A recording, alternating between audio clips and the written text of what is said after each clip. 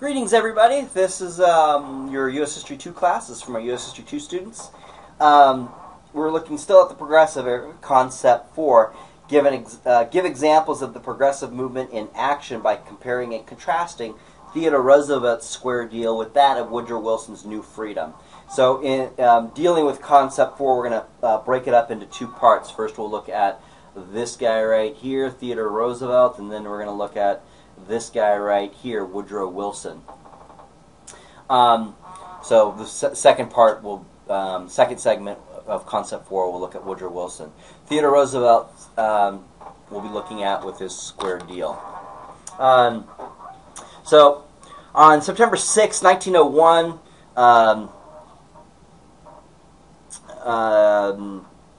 6 months after President McKinley's inauguration, he was assassinated and Roosevelt took office. There we go. And so Roosevelt steps into office, and he was sympathetic relative to previous presidents to progressive reformers' concerns in society. So looking at the square deal, it's important to understand what was behind the square deal as far as the president was concerned at this time. As president, Roosevelt believed he had two important functions. The first was to serve as the moral leader of the American people, as he saw it. And second was to enforce the national interest against what he would see as special interests, right? Roosevelt thought the country faced two great dangers, which would have been self-referential with each other.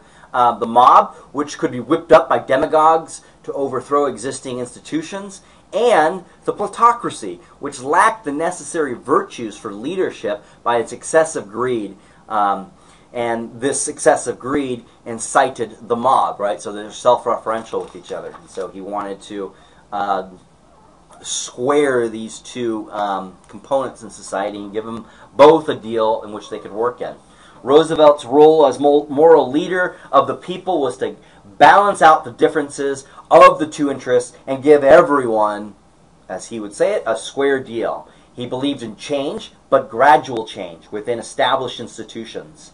Roosevelt's interest in reform was always qualified by his distaste for most progressives. His own program was based upon his own moral principles and was general rather than specific. Roosevelt advocated trust busting, but his moral sense led him to distinguish between good trusts and bad trusts. And so a lot of progressive reformers in the streets and working on very specific issues didn't differentiate between good trusts and bad trusts, but Roosevelt felt there was a distinction between the two of them. And ironically, even though Roosevelt has a reputation for being a trust buster, the trusts were more powerfully entrenched when he left office than when he entered. But he did at least take it on. A quote of his: "Our aim is not to do away with corporations. On the contrary, these big aggregations are an inevitable development of modern industrialism. We are not hostile to them. We are merely determined that they shall be so handled as to subserve the public good." Unquote. It is important to keep in mind Roosevelt came to power at a time when the country was ready for action. His philosophy was to regulate all aspects of society and to provide stability. Stability served the national interest, he thought. The regulation was based on Roosevelt's, again, his moral principles. And to assure each individual unfettered opportunity for realizing the dignity and satisfaction of honest work. A square deal, in other words. Consequently, Roosevelt's conception of the presidency was different from that of his recently past predecessors who had been willing to follow the leadership of Congress. The presidents from basically 1870 to 1890 had been content to let well enough alone in business and politics. So the post-Reconstruction era, in other words. But Roosevelt was disconnected with existing practices in both in demand and reform, with the use of executive leadership. So he didn't, the way he saw it, he didn't have a foot in either camp, and so he could play a good arbiter for both labor and capital. So examples of Theodore Roosevelt's philosophy. One, the Northern Security case of 1902. So this is a little bit complicated, but it's worth looking at. In 1902, Roosevelt shocked Wall Street when he initiated a suit against a giant railroad combination, the Northern Securities Company, which led to its dissolution in 1904. So a major shocker for the American people. The Northern Security Company was created in 1901 when James J. Hill and J.P. Morgan, who owned the great Northern and Northern Pacific railroads, were competing with a guy named E.H. Harriman, who was associated with Rockefeller interests and owned Union Pacific and Southern Pacific railroads. They were competing for control of the Chicago, Burlington, and Quincy railroads. The Chicago-Burlington had control of the best connections from Chicago all the way out to the west.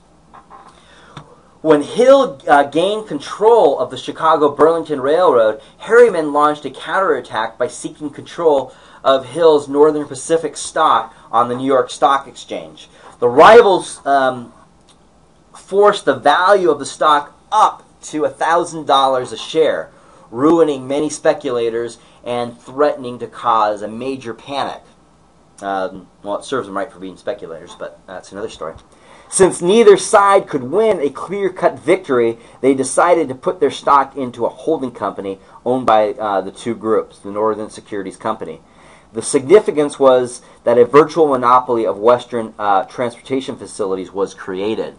Major problem, right? Too much power in the hands of a few people.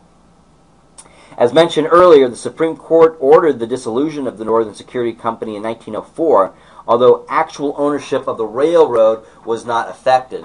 This decision had extremely important results. It made further prosecution possible. Roosevelt soon ordered suits against the meat packers, Standard Oil Trust, and the American Tobacco Company. It also served notice on all great corporations that they could no longer ignore the Sherman Antitrust Act of 1890. So that law was passed in 1890, but it wasn't until Roosevelt got in office that he at least started to enforce it. So it's actually getting teeth with his exercise of power within the executive branch. Number two, Roosevelt considered the extension of government regulation over railroads his most important program. So, quote from him, "The question of transportation lies at the root of all industrial success, and the revolution in transportation which has taken place during the last half-century has been the most important factor in the growth of all new industrial conditions. At present, the railroad is the highway of commerce, and we must do our best to see that it is kept open to all on equal terms. It is far better that it should be managed by private individuals than by government, of course, but it can only be so managed on condition that justice is done to the public." End quote. As mentioned earlier, the Interstate Commerce Act of 1887 was abandoned by Congress and emasculated by the court decisions to the point where in 1900 it was completely useless. Concentration of control by a few major railroads continued to grow until by 1903 there are only 6 major railroad systems, representing a combination of almost 800 independent railroads and a capitalization of over $9 billion, controlling 3/4 of the mileage in the country. So a major problem, right? After the Spanish-American War, freight charges had increased sharply without any corresponding increase in wages or improvement in services, right? This is the problem of a monopoly, right? Where are you going to work? There's only really a few railroads to work for, and why bother improving services? Where are you going to go if you want to pay for a railroad ticket? And while this is all going on, rebates are continuing, discrimination and favoritism is continuing. This is all going was supposed to be forbidden by the Act of 1887, but it continued unchecked, unabated. The result, in February 1903, Roosevelt signed the Elkins Act into law. The Elkins Act redefined and outlawed rebates and provided for punishment for those receiving as well as giving rebates. However, the Elkins Act was continually violated as the defenders could usually obscure the violations by bookkeeping, right, which the federal government really couldn't get a hold of those books at the time. In 1904, though, Roosevelt pronounced the railroad regulation the paramount issue, right? Roosevelt asked Congress to confer on the Interstate Commerce Commission the power to regulate the railroads. After an investigation, Congress responded with the Hepburn Act of 1906. The Hepburn Act made federal regulation possible for the first time, effective regulation. The Act extended federal regulation to include storage, refrigeration, and terminal facilities. The railroad could appeal, but the burden of proof was now on the railroads and not on the government commission. So when they asked for the books, the railroads had to hand them over. The Hepburn Act represented a substantial advance in railroad regulation. Within 2 years, the Interstate Commerce Commission had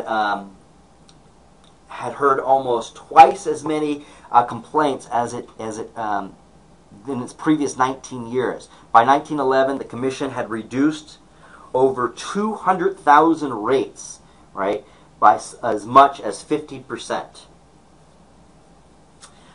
Federal regulation was also extended in 1910 under the Mann-Elkins Act to include telephone and telegraph companies. So the same thing going on with the railroads is also now being imposed on the telephone and telegraph companies. Another example of Roosevelt's square deal in action is the anthracite strike, May 1902 to 1903. The strike started when the United Mine Workers under President John Mitchell struck on May 12, 1902 for higher wages, union recognition, and an 8-hour workday. The miner operators were dead set against concession. When miners went out, the operators shut down their properties and prepared to starve the strikers into submission. Throughout the summer and early fall, the miners held firm. They conducted themselves well. They avoided violence and expressing full willingness to submit their claims to arbitration. So, and in doing so, they gained the public sympathy and also Theodore Roosevelt's sympathy. So, in 1903, Roosevelt called a conference of operators, and miners appointed a commission to mediate their differences. As a result, Mitchell called off the strike October 21st, 1902. In March of 1903, the commission awarded the union a 10% wage increase, a 9-hour workday, but no union recognition. So they got some of what they wanted, but not all of what they wanted. It's the art of compromise. Since Roosevelt had not intervened on the side of the owners, he established a reputation as a pro-labor politician, but he still remained dubious in the eyes of radical labor organizers of the time. The strike indicated Roosevelt's square deal philosophy, as he stated himself. Everyone is to receive a square deal. Right, so that's Roosevelt's square deal. Next segment, we'll be taking a look at Wilson's New Freedom. Take care. Let me know if you have any questions.